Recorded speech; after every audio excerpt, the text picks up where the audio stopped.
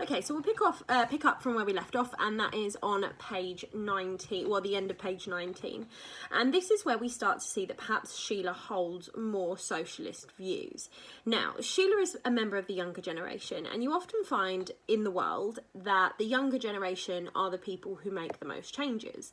And that is just because they've seen the mistakes of the older generation, they don't want to repeat them.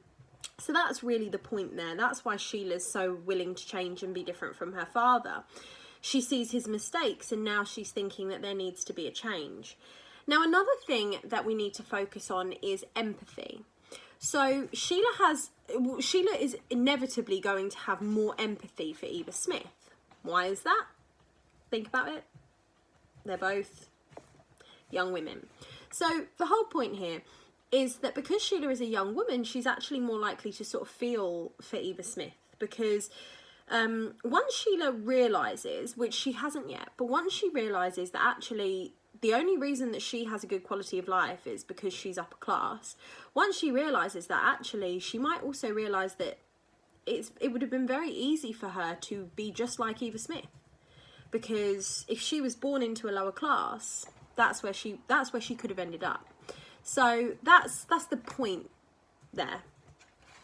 So just at the end of page 19, the inspector says dryly, I've had that notion myself from time to time. In fact, I've thought that it would do us all a bit of good if sometimes we tried to put ourselves in the place of these young women counting their pennies in their dingy little back bedrooms. Now look at the emotive language there, and I want you to make sure that you've put your notes down for this. But dingy, little, back. Okay, these are all things. Basically, the women at the time would have just rented like a room in the house, so they wouldn't have a house of their own. They'd have a room in a house with a load of other women. And I want you to focus on those three adjectives: dingy, little, and back. So it sort of highlights the contrast between Eva Smith and the Burling family. Now, the Burling family live in relative luxury. You know, they've got their dessert plates out. They live in this. We can see, as the audience, we can see their sort of large dining room, and there's a massive contrast being highlighted there between Eva Smith and the Burlings. And the inspector actually says, I think we should put ourselves in the place of these young women. So what the inspector is doing is he's imploring them to actually understand the position that Eva Smith would be in her life. So he's saying to them, you need to try to empathise with her. Now, when you empathise with someone, it means that you try to understand things from their perspective. But obviously, Mr. Burling hasn't been so far. Mr. Burling's been very dismissive so far, and that's a bit of an issue, isn't it? Sheila then says, yes, I expect it would. So Sheila agrees with the inspector. Now, that's massively different from Gerald, who seems to agree just purely with Mr. Burling. So perhaps that's hinting at a bit of a tense relationship there, because Sheila doesn't agree with her father. She's called out her father, but Gerald does agree with her father, so that's quite interesting. But what happened to her then? She had what seemed to her a wonderful stroke of luck. She was taken on in a shop, and a good shop too, Millward's. Millward's? We go there. In fact, I was there this afternoon, archly to Gerald, for your benefit. So look at how she's talking about the shop that she's going to. Now, it is a clothes shop. We'll find that out in a second. But she's talking about how she buys clothes for Gerald. So again, everything she does is very much to impress the men. And so we can sort of link that back to the idea that Sheila is very much sort of treated as an object. And women in this play are definitely treated as objects as well. Gerald then says, smiling, good. Now, we find that, I mean, a little bit later on, we'll see why that's important. But also, you've got to think, women got the vote in 1918. They were independent. 2 years later, women like Sheila would be working in factories, and because all the men were at war, and they would be working, they would be out, they would be having jobs, they would be treated completely differently. They would eventually be given the vote. So actually, for an audience watching in 1946, we're kind of thinking here that Sheila is very much just downplaying her role and her sort of importance. So that's really interesting there as well. Again, please pause this and make notes, because I'm talking very fast, because actually it takes a very long time to upload these to YouTube. So I have to go really fast to shorten the upload time and to shorten the length of the video. So please make sure you're pausing this and making all the notes in your actual book. So, we're on page 20. So, Sheila then says, yes, she was lucky to get taken on at Millward's, and the inspector replies, that's what she thought. And it happened that at the beginning of December that year, 1910, there was a good deal of influenza about, and Millward suddenly found themselves short-handed, so that gave her her chance. It seems she liked working there. It was a nice change from a factory. She enjoyed being among pretty clothes, I've no doubt, and now she felt she was making a good fresh start. You can imagine how she felt. So look again at how the inspector is encouraging Sheila to empathise with Eva. He's saying, you know, you can imagine how she must have felt. Imagine how happy she was. And that's really interesting, because in a second we're going to find out why she was so unhappy. So the contrast there really sort of pulls the rug out from under the reader. It makes us really aware of how incredibly sad her life must have gotten. Yes, of course. And then she got herself into trouble there, I suppose. Now look at how Mr. Burling automatically jumps to the conclusion that that Eva got herself in trouble. Now what's quite ironic here is that we were made very, very aware of the fact that Mr. Burling said Eva was a good worker. So we're made very, very aware of the fact that Eva's meant to be a very good worker. And Mr. Burling straight away jumps to the conclusion that she was actually going to get herself in trouble. Now that's where it becomes really interesting, because we can kind of see the prejudice here. So making sure you're writing down keywords like prejudice. But we're starting to see the prejudice here that's coming from Mr. Burling. He doesn't actually believe that Eva can be a good worker, or he doesn't blame the employer, like the Millwards. He blames Eva.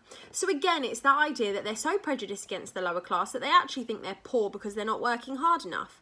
But clearly Eva was working hard enough at Mr. Burling's factory, so why does he think so poorly of her? Well, actually, that's really interesting, isn't it? Perhaps it kind of shows us that the upper classes were really wrong in their perceptions of the lower classes. So the inspector says, after a couple of months, just when she felt she was settling down nicely, they told her she'd have to go. And Mr. Burling replies again, not doing her work properly. But again, the irony here, Mr. Burling has said that she was a good worker, so this doesn't make any sense to us. And it really is Priestley's way of highlighting that it wasn't about the amount of work the lower classes put in, it was actually about the fact that the upper classes were really, really prejudiced. And that was the huge issue there. So, then we go on to,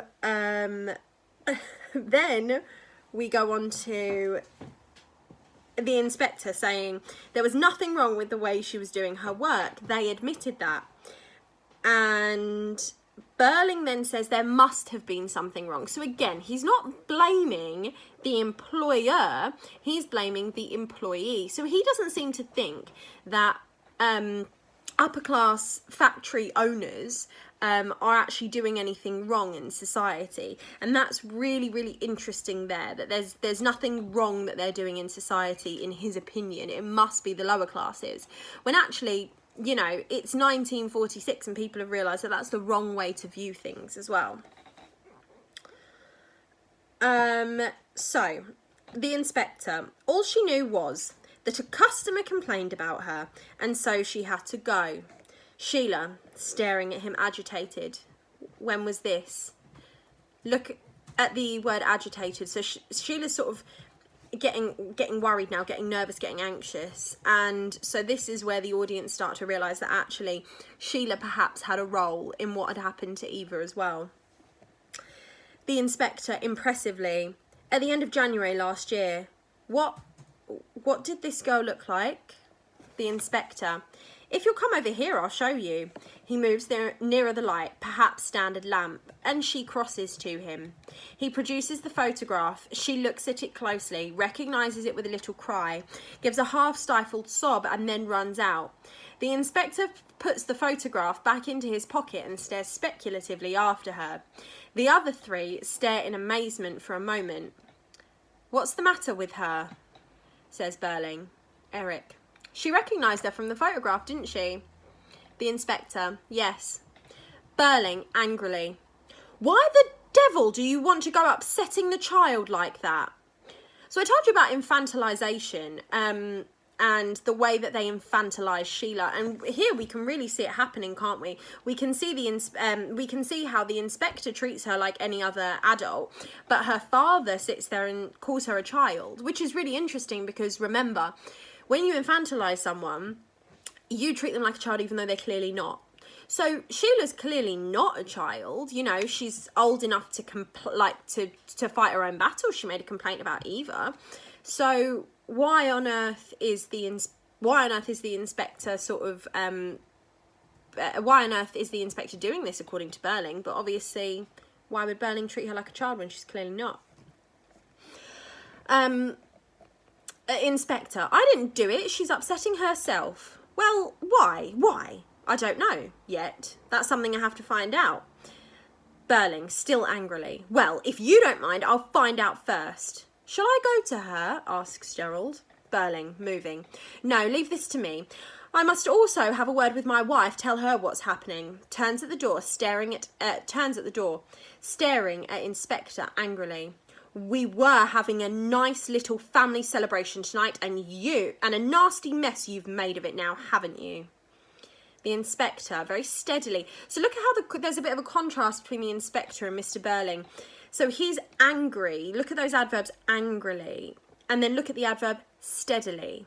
The inspector's not letting his emotions rule him. So actually the inspector seems like the calm, rational person here. And Mr. Burling seems like he's got a bit of a temper, which kind of stacks against Mr. Burling and looks quite bad on him, because if he has a temper, then perhaps that's why he acts in the way he acts. And perhaps it makes us trust him less because he loses his temper too easily. And that might make him an unfair person. Whereas the inspector is very calm, very collected, and seems like a calm person. So, Burling's gone, or Burling's going, and the inspector says, that's more or less what I was thinking earlier tonight when I was in the infirmary looking at what was left of Eva Smith.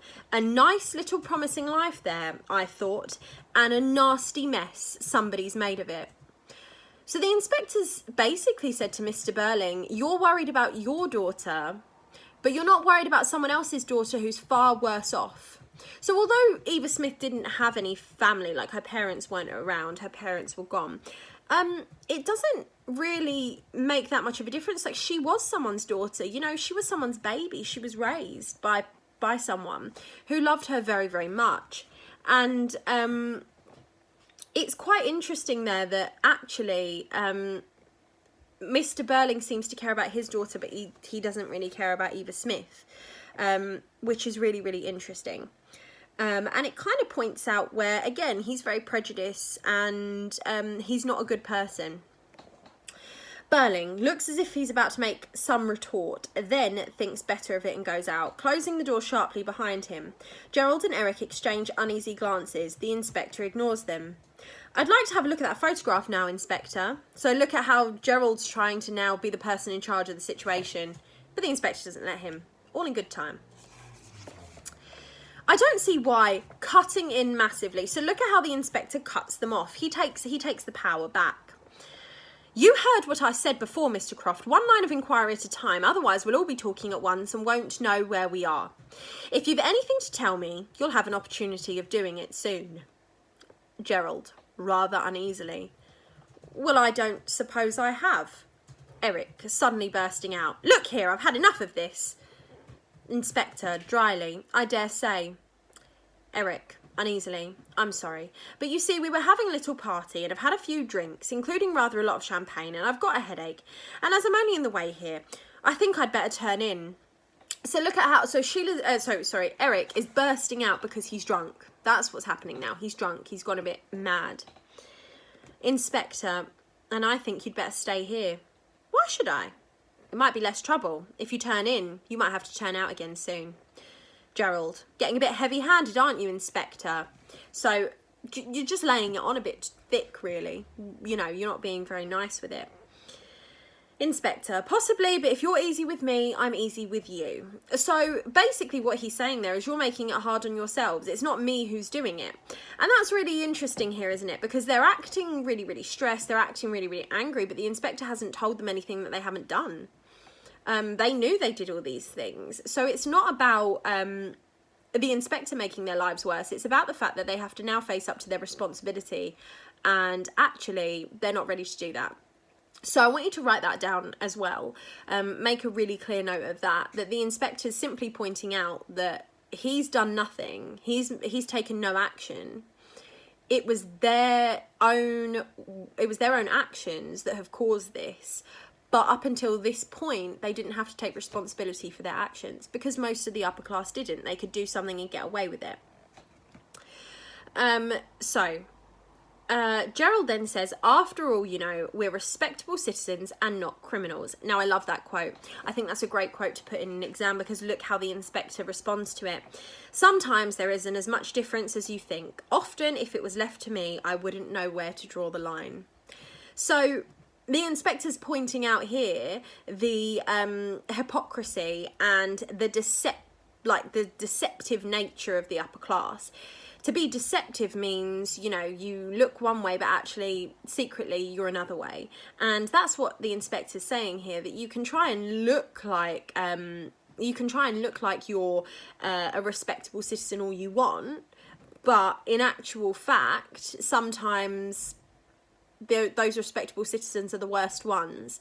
And actually what we're seeing here is that Sheila's done something terrible because she's run off crying, and Mr. Burling's done something terrible because he's fired a good employee for just asking for some more money so she could live. So the inspector's really pointing out here that the Burling family try to appear good, but actually are they? Are any of the upper classes good? So Gerald says, fortunately, it isn't left to you, is it? So again, there's Gerald having that attitude, and he's trying to undermine the inspector as well. So the way he acts really mimics Mr. Burling. He really, really appears very similar in the way he acts to Mr. Burling. Inspector, no it isn't, but some things are left to me. Inquiries of this sort, for instance. Enter Sheila, who looks as if she's been crying. Well, Mrs. Burling?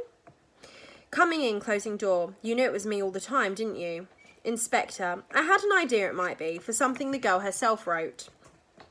Sheila, I've told my father, he didn't seem to think it amounted to much, but I felt rotten about it at the time, and now I feel a lot worse. Did it make much difference to her? Look how Sheila comes in straight away with a conscience. Again, look at that contrast with her father. She comes in and says, no, I felt really bad about it. But her father came straight in and said, but I'm not to blame. It wasn't my fault. So again, Sheila's still willing to take a bit more responsibility. She doesn't take full responsibility right now, but she's willing to take more responsibility than her father took. And arguably, her father did something much worse. Her father was the one who got the girl into this situation. Inspector, yes, I'm afraid it did. It was the last real steady job she had. When she lost it for no reason that she could discover, she decided she might as well try another kind of life. Sheila, miserably, so I'm really responsible. Look at, again, Sheila talks about responsibility straight away, which again contrasts her father, who doesn't talk about responsibility at any point ever. Now, when the inspector says she tried a different kind of life, this is where Eva gets quite desperate. And at the time, one of the most desperate things, or one of the professions that a woman could go into was prostitution. And that's where the inspector sort of kind of says it. He says that maybe she sort of thought about going into that. And we'll find out actually a bit later that she wasn't able to do it. That she was just so... The only reason she considered it was that she was so desperate. But she wasn't able to do it. And her life went really downhill from there. And it was really, really sad.